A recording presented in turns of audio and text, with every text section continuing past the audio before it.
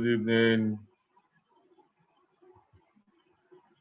Welcome everyone to What's on Your Mind this afternoon or this evening. Really, I would like to know what's on your mind. I want to know what you were thinking. I want to know what is bugging you this evening. So let's discuss. Let's discuss it and let's talk about it. You see, a lot of people are going through depression and they don't know it.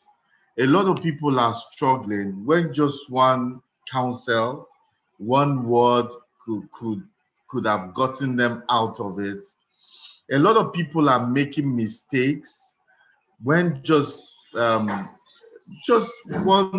short small advice can get them out of it. You know, it is quite unfortunate that we go through certain things in life. We go through certain things in life, and somebody would have just been there to advise us and set us on our way and just tell us one or two things, you know. But we don't have that privilege. For many years ago, I was looking at who is the role model in this country that I want to model myself after. That is not a government person. Um, it's not a government person. It's not. I wanted someone that you can say, "Oh, this is a Christian business person, and is doing his work in integrity with integrity." Is internationally known for integrity or some form of, you know. Growing up, there were so many people that were rich, but there's always this talk about how their wealth came. They're not men of integrity. So I had that issue. I say, look, if only I could have had someone that will, you know, that I can read their books and it can help me. I can watch them and it can help form me before I became a Christian. It would have helped me a lot. But I didn't couldn't find. I couldn't really locate. I'm sure they were there, but I just couldn't really locate people that I can say, oh, fine, I want to emulate this person, you know. So it's important that we get advice when we can. We get advice when we can. So during this recession, oh, sorry, during the lockdown, it became important. It was dear to my heart that I need to counsel apart from the courses that I do, apart from the courses, the webinars, the seminars that I do on a weekly basis. I felt that I want to reach out to someone. You know, it's just recently people began to ask me, and I started telling them, look, I'm not just a business and a life coach. I'm also a business and leadership coach. I'm also a life coach. It's what I do. I help a lot of people. I help, you know, I speak to a lot of people more on life issues than I even speak on business and leadership. So it is something that is a thing of joy that I want to do, to be able to help someone along the way and just give one counsel or the other. So how does this work? It works that their marketplace apostles has five major areas of our strength and areas of our concentration, and that is in business, career, leadership, personal finance, and marriages, relationships can be marriages, can be corporate, can be personal. You know, those are our direction, those are our focus, and so we stay there. Anything within that area you like, you ask us, and even life issues, we come up here and we'll be able to answer it. So that's why we do what we do, so that somebody depressed in his job, at his job, in his room, on his bed, can hear something, that can help him come out of it. So today I have someone ask me a question. Let me even find out from where the person is asking me. Okay, I think New Orleans. Aha, all the way from the US, New Orleans, Anselm from New Orleans. Well, good to hear from you. I always like when I hear people writing from outside the country. So from New Orleans, thank you for your question. You know, it's because of you we're here. It's because of you we do what we do, to be here to answer and help someone along the way. And Anselm from New Orleans says, thank you for taking out time to do this. I want to know the exact steps on how to escape the limits of the subconscious mind imposed on us by our parents. Our parents were lovely, but they had the wrong notion of money, and now I see that it's affecting my ability to earn. Once my smartphone is fixed, I will join your mentorship group. I don't know if you have already answered this question there. Okay, so there are like 3-4 questions here. Let me try and see how I can take it one after the other. So Anselm, are you here? Can you wave? If you're here, Anselm, can you just wave or say something or write something so that I can know that you are here? Anselm, I'm sure it's in the morning. I'm sure it's probably like 7, 8, between 7 and 9 a.m. there. So I'm sure you're awake. But the thing is, some of those things I've said in partly, so you can get it on my YouTube channel. But let me just try and answer what you said: to escape the limits of the subconscious mind imposed on us by our parents. Subconscious mind is a different thing from, but I kind of get what you're trying to say. Escape the limits of the subconscious mind, the things that are imposed on us by our parents. There's a lot, if you are an African, there's a lot of things that are imposed on us that become limiting factors, that become a form of limitation on us. But there comes a time that you need to break yourself free. You need to break yourself free from what you were told to become exactly what you are as a person, you know. And some of us, that's why if you have kids or you're going to have kids, try as much as possible to correct them, but don't kill the identity, don't kill that self image or that self identity that they have. Every child comes with his own nature. It comes with a sense, it comes with his own identity, you know. And for me, that identity was, I'm very inquisitive. I'm a very inquisitive person, and I want to know why. I always want to know why. You know, one day my mom was saying, why is it that you are not like your brothers? If I tell them something they do, if I tell you, you will be challenging me and asking me why. Is that why I'm paying your school fees? Maybe I won't pay it again. You know, and she said that because for me, I wanted to understand why. The way I'm wired, if I don't know the why, it's difficult for me to follow through. You know, I can do all manner of things. I can be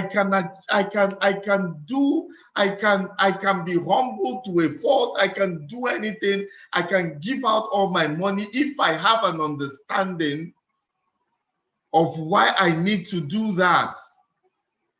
You know, some way we cannot blame our, well, you can't blame them. They've done the best that they can. And mind you, they are not in the same generation as you. But what I tell young people is that no matter what you were going through or what you were told, a time comes you have to make your decision for yourself. You have to decide the course of your life and say, what is it that I want to achieve? What I was told and what I see are two different things.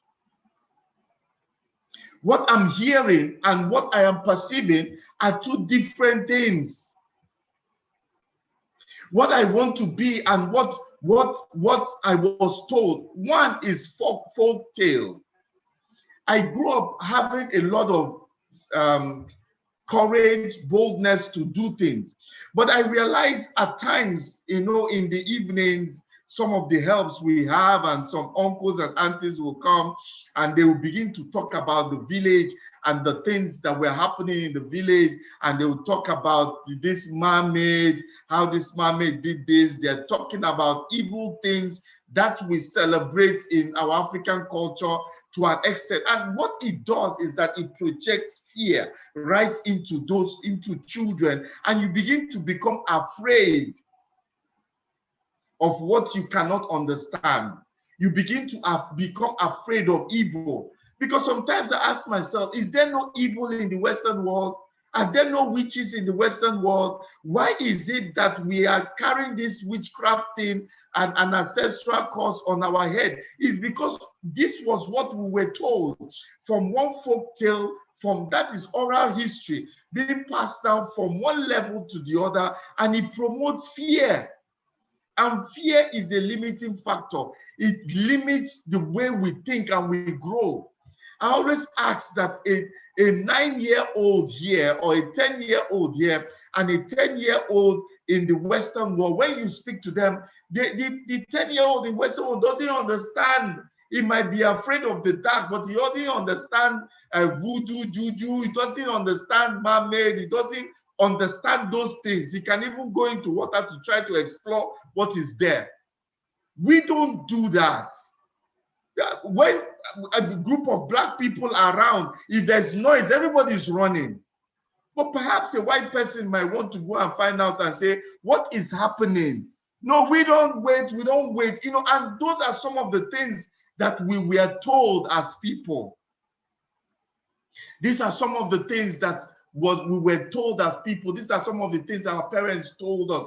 This is how their culture, what was handed over to them. Why don't we eat some certain things? I have some group of friends. Majority of them come from a particular city, and there they don't eat okra. The men, they don't eat okra there for some reason, and they didn't understand why. Because when they are not at home, they eat okra and they never died. But at home, they wouldn't eat okra. So, but the thing is, why do we? Is because it's passed from one generation to the other. My mom doesn't eat. It doesn't eat snail. So, growing up, we didn't know. She would not even use the pot. She wouldn't even use the pot. If she's going to cook snail for my father, she has a pot that she labels snail.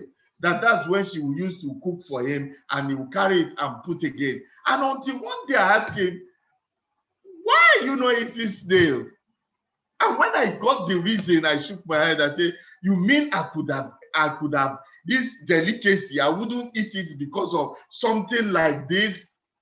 But to her, it was something that ministered to her as a child, something that frightened her as a child, and because of that, she didn't want to eat it. But it doesn't mean that those things now should be passed down to us.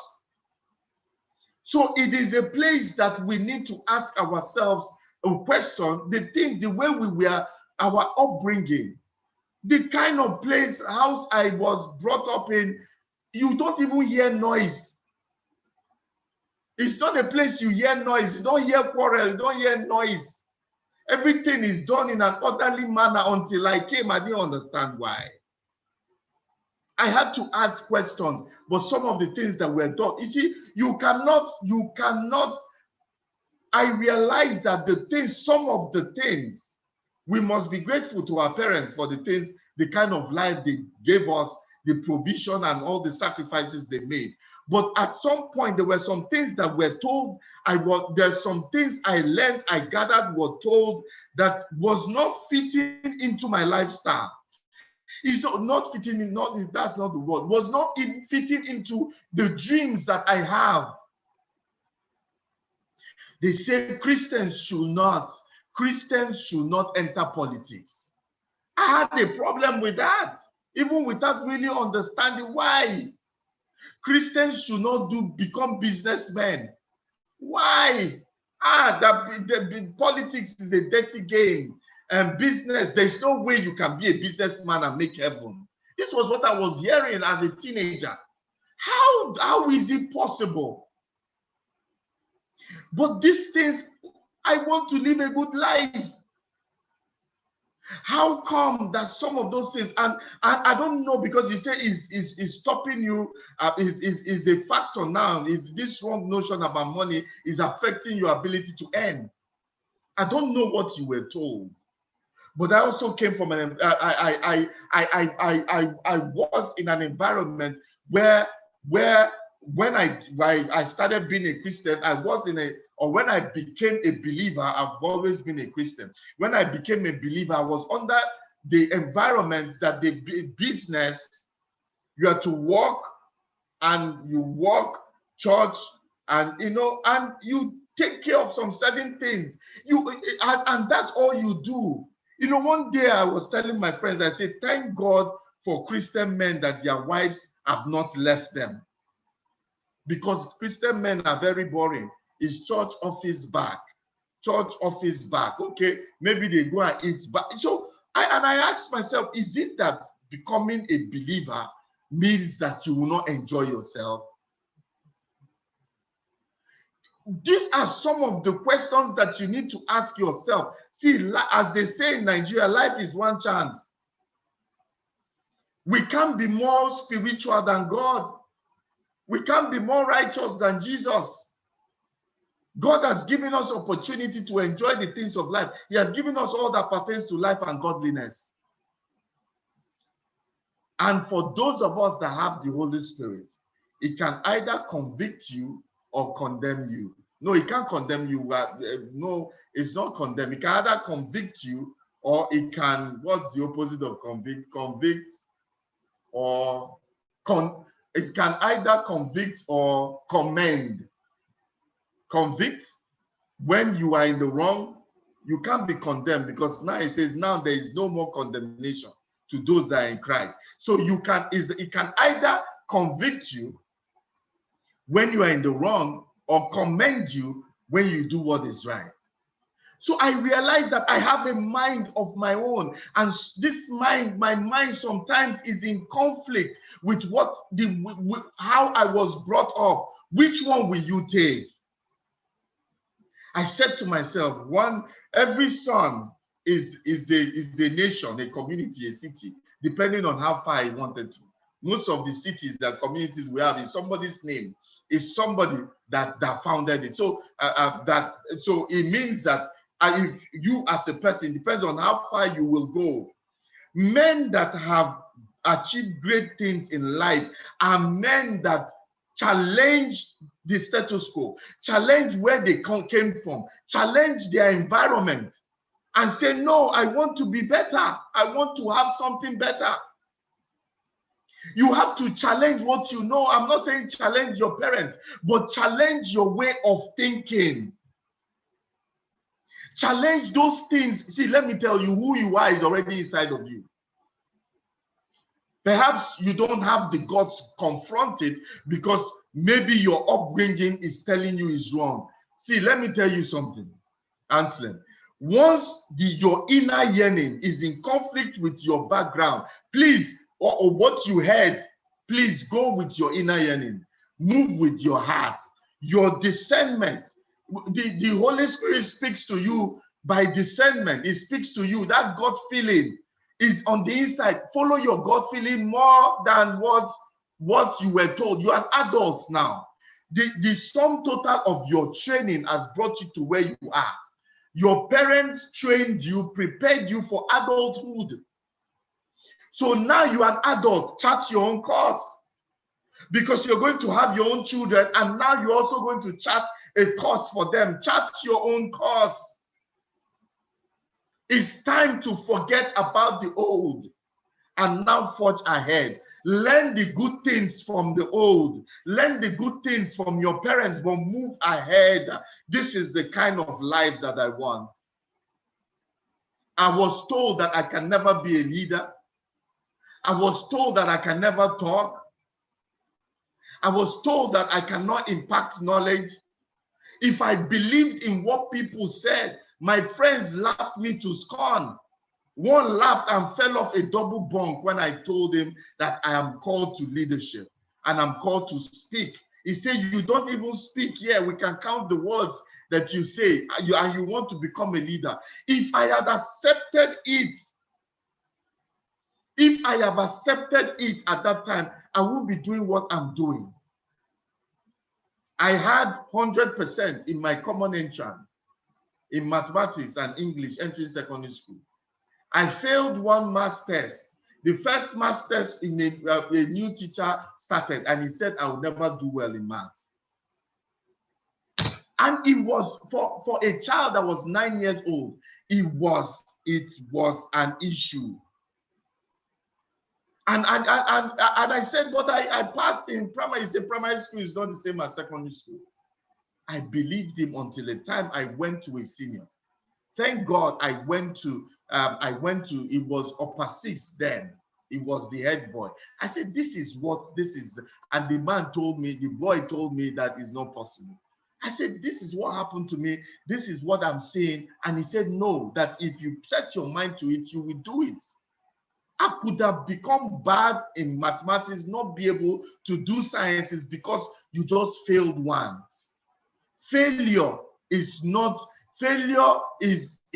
occurrence. It's not you.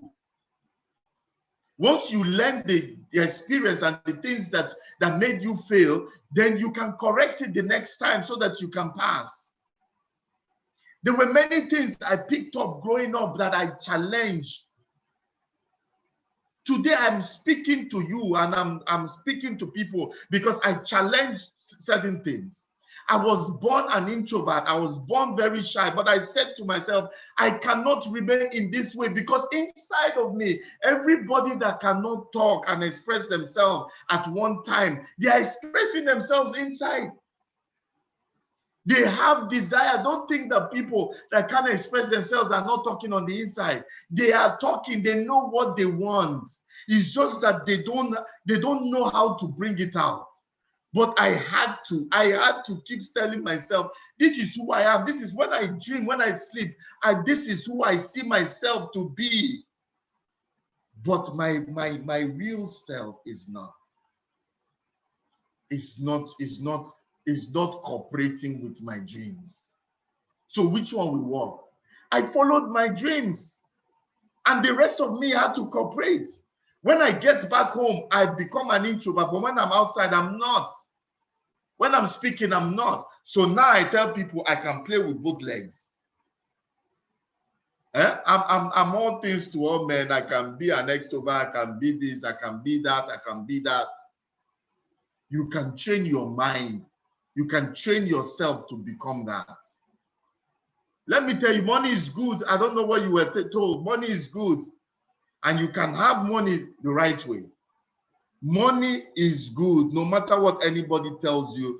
Money, making money, they say the love of money is the root of all evils. What do you say? The love of what?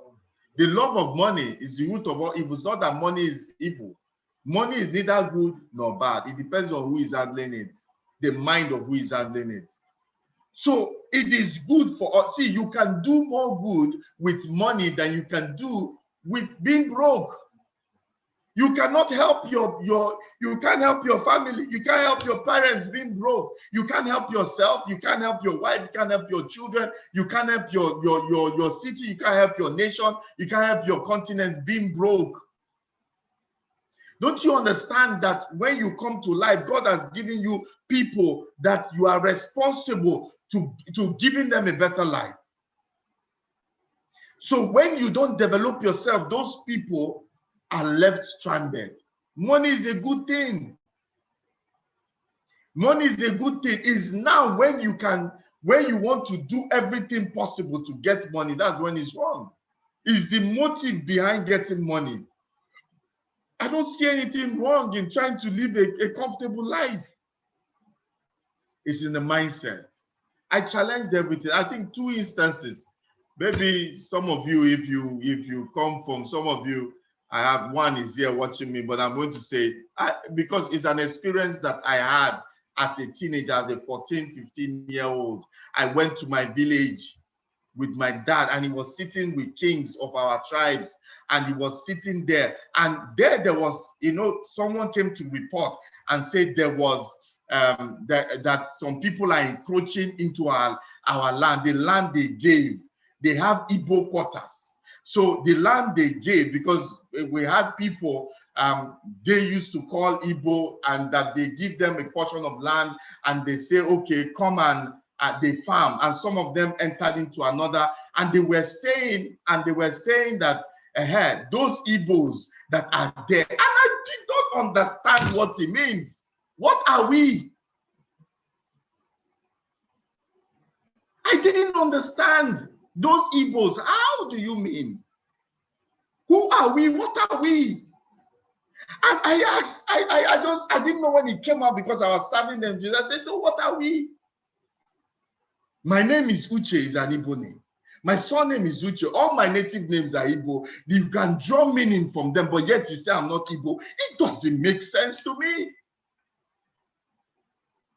And all of us from the part of Niger Delta that we say that we are Igbo speaking, that understand, they say we are from Benin, for Christ's sake.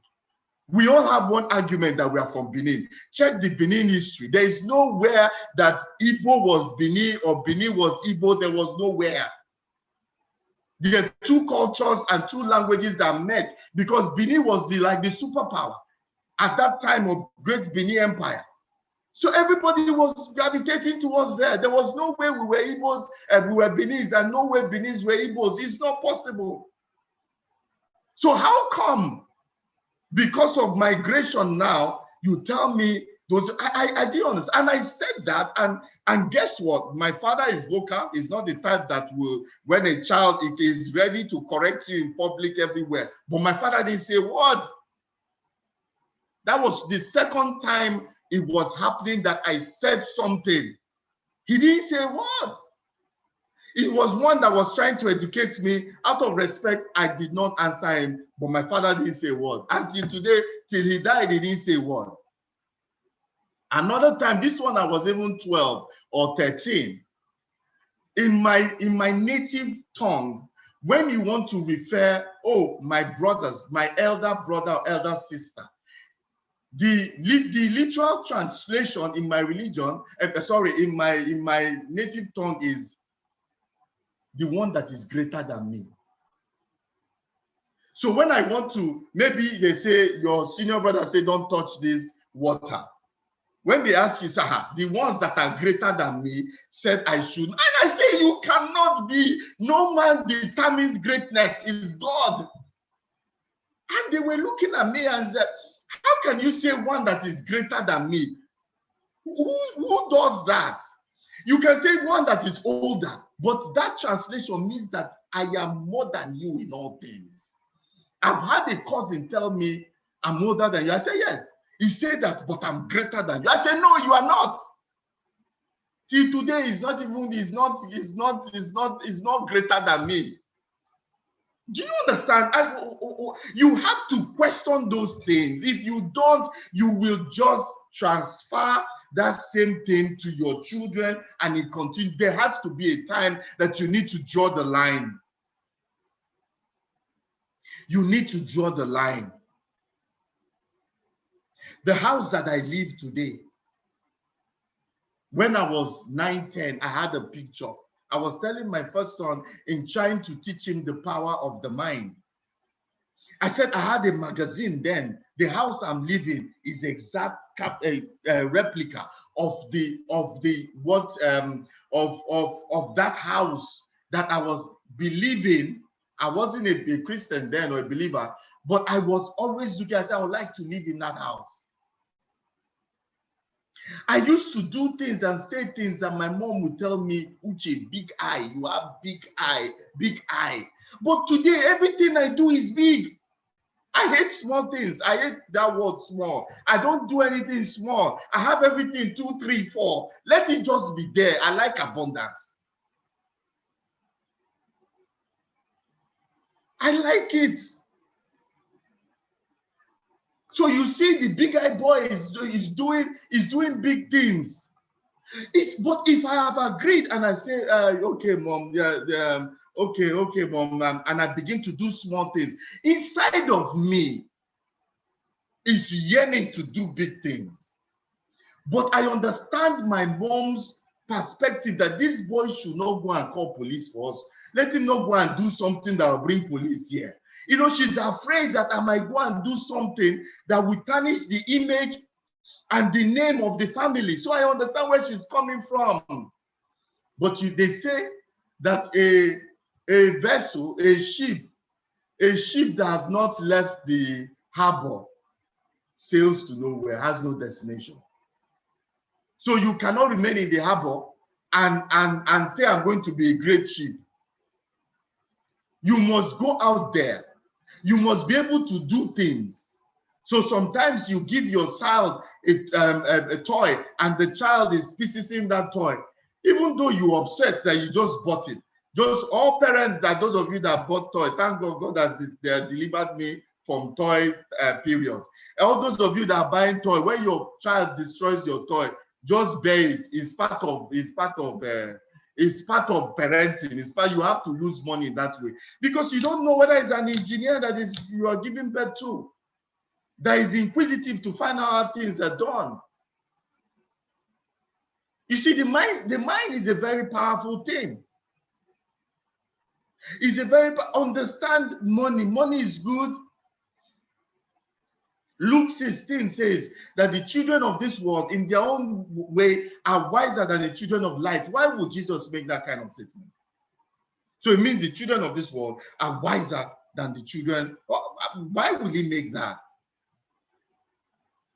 You see, dogmas, doctrines, and all those things, if you don't, for me, I believe God. I believe in God, and I believe that Jesus is the Son of God. I believe because I have experiential knowledge of both of them. I am not believing because my father was a Christian. I'm not believing because my mother was a believer. No, I'm believing because I understand and I have that experiential knowledge of who I've experienced it. So when you stay on your father's glory, Jesus met my father, and that is your religion. That is where you build your own religion.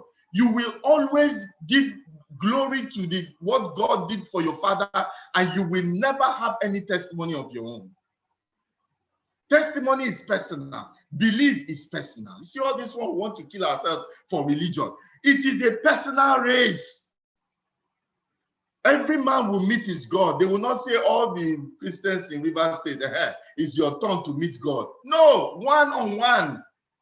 Religion is a personal race. That's why I don't understand why we are killing ourselves. my faith. What has okay, because you are born a Christian, do they credit 2 billion naira in your account? Okay, you are born a Christian. Do anybody credit anything in your account? So why are we doing as if religion is a personal race? I tell people, let us collectively come and repair our country and stop hiding under religion. It's a personal race. Speak your tongues, communicate with God in your house and in church. When you come outside, let all of us come and build Nigeria and leave all these jokes that we're saying we're doing. Nigeria needs all our attention, and we're hiding under religion. It makes no sense. It makes no sense. We have Islamic countries that are doing better than us. We have the West that they say is a Christian nation that are doing better. How come we are here talking and holding ourselves to that? We should, on both sides, north and south. It's time for us to just face our God in our houses, in our rooms, and in our closets, and come out and build Nigeria. Enough of that nonsense. Enough of that nonsense. And this is what exactly, this limitation is the things that have been placed on us, that one religion is superior to the other, that one person is superior to the other, that one tribe is superior to the other, That now in Nigeria, when you meet somebody, what's your name? Where are you from? If the person is answering an English name, and where are you from? So that you'll be able to gauge them. Don't gauge me by my tribe. You might miss it. By the time I was 30 years old, I'm not sure I went to my village 3 times, more than 3 times, by the time I was 30. So if you want to relate with me based on people that grew up there, you see that you have already missed it. Rather, I am influenced by where I grew up in Lagos. So you might look at me more as a Lagos person than a Delta person, because that's where I grew up. That's what I know. So you don't know, environment shapes the mentality and mindset of people. But at a time, Anselm, when obey your inner yearnings, because it's God that is speaking to you. That is the Holy Spirit inside of you, nudging you to become who He wants you to be. God knows that you will never become who He wants you to be if He does not put that inner yearning inside of you to rebel against some certain things. I didn't say go and insult your parents. So I didn't say, that's not what I'm saying. I didn't say go and say I disown you people. No, that's not what I'm saying. But I'm saying that your life, you should, at a point in time when you become an adult, a time comes when you need to know what you want for yourself and pursue it and get it. And I'm a living testimony. And the people that used to know me when I was young and know me now be wondering, how is Uche doing these things? It's because I refused to conform to this world. I refused to say that this is how I was and I will remain that way. I wanted what I am doing right now.